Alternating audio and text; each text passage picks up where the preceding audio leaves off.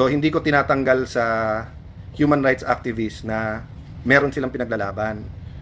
Sa part 1, ito yung part 2. Yung isasakay siya sa eroplano na may petition siya sa Supreme Court at walang Philippine court na nagsasabing dapat siyang i-extradite or i-surrender sa Hague. Anong nangyari?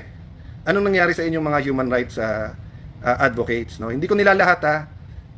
Kayo sa Ateneo Human Rights, alam niyong mahal ko kayo. Part ako niyan. Sa Supreme Court, marami tayong pinaglaban.